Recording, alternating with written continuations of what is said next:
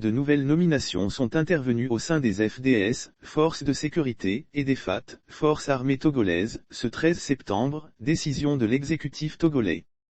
Par décret présidentiel pris en Conseil des ministres, le colonel Eumene Kodjo est depuis ce 13 septembre le nouveau patron de la gendarmerie nationale. Ce discret officier au crâne rasé, au ton calme, s'est illustré au devant de la scène ces derniers mois en tant que premier responsable du GMS, groupe mixte de sécurité, anti-Covid-19. L'officier Eumene succède au sommet de la gendarmerie nationale à un autre collègue, Yotrofei Massina, bien connu du grand public depuis avril 2009 via la gestion judiciaire de l'affaire de tentative d'atteinte à la sûreté de l'État requalifiée en complot contre l'État durant le passage en jugement de cette affaire. L'officier Massina Yotrofei va dorénavant servir la grande muette dans la peau d'inspecteur général adjoint des FAT, Forces armées togolaises.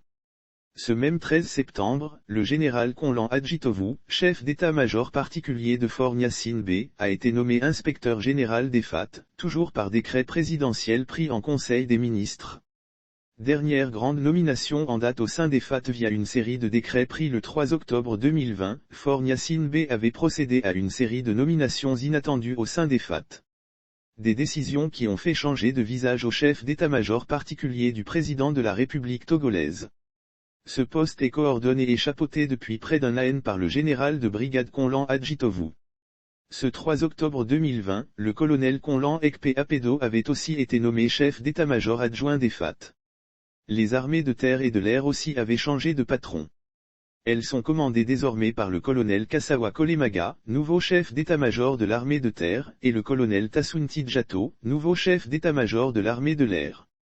Le ministère des Armées, dont dépendent les FAT, qui remplace celui de la Défense, rattaché à la présidence depuis la tentative de complot contre la sûreté de l'État, d'avril 2009, a fait son apparition dans l'équipe gouvernementale composée le 1er octobre 2020 par les deux chefs de l'exécutif togolais.